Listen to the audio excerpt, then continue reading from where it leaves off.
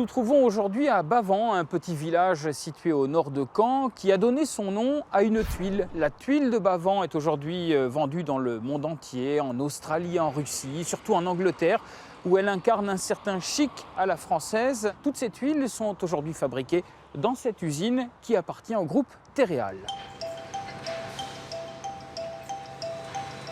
Jusqu'à la crise de 2008, la production était essentiellement vendue en France. Et puis, en quelques mois, le marché s'est littéralement effondré. Il a même fallu arrêter un des deux fours de l'usine. Pour compenser, le groupe Terreal a donc choisi de miser sur l'exportation. À l'étranger, la tuile plate typique des toitures de nos villages est exotique, haut de gamme et tellement chic. On livre en Angleterre, on livre en Australie, on livre en Chine, on livre en Russie. Partout où le client va chercher un élément de prestige. Alors que le marché français n'est toujours pas sorti de son trou d'air, les ventes à l'exportation ont représenté un vrai bol d'air. Imaginez qu'aujourd'hui, cette usine est le premier fournisseur de tuiles plates en Angleterre et que personne là-bas, ni ailleurs, ne saurait rivaliser. 50 000 tonnes de tuiles sortent chaque année des fours de cette usine. Pour vous donner une petite idée, cela permettrait de couvrir une toiture de 850 000 mètres carrés. Alors, ces tuiles sont issues des entrailles de la Normandie. Elles sont fabriquées à partir d'argile prélevée dans la Manche et ici, à Bavans, en contrebas de l'usine.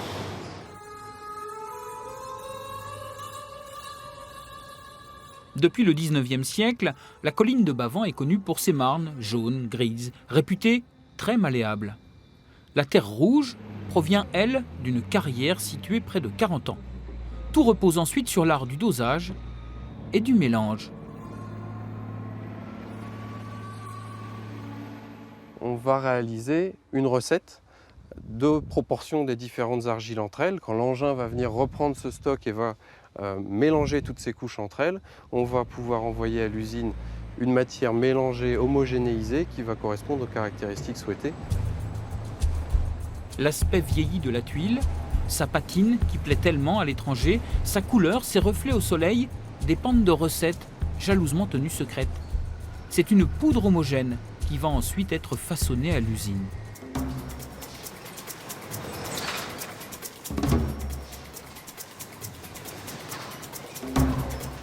Le processus de cuisson est complexe, 12 heures au four, température jusqu'à 1200 degrés.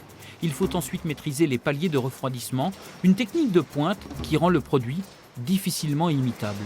Aujourd'hui, Terreal Bavans est unique et ce serait très difficile de le copier ailleurs, simplement par une simple décision de dire je me lance dans ce métier. C'est absolument pas si simple que ça. Et c'est assez rare pour être souligné, la tuilerie a traversé la crise sans licencier. Terreal a préféré négocier une réorganisation du travail pour conserver les 90 salariés dont beaucoup sont très expérimentés. Ça fait 38 ans que vous êtes là? Oui, ça fait 38 ans que je suis là. Et c'était une histoire de famille? J'ai commencé par faire des saisons parce que mon père travaillait ici, j'ai eu des oncles et puis après je me suis intégré dans l'usine. Et est-ce que cet attachement à l'usine, ça explique aussi un peu la qualité du produit à votre avis? Je pense. On est plus consciencieux, on a la volonté de faire bien, de rendre un produit qui soit bien et qui fasse plaisir, quoi. La tuile est un matériau isolant, étanche et inusable, bien en phase avec les nouvelles normes de construction. Et puis le marché de la construction frémit, ce qui laisse espérer un rebond de l'activité ici à Bavans. Voilà, c'est Normand, c'est fini pour aujourd'hui. À la semaine prochaine.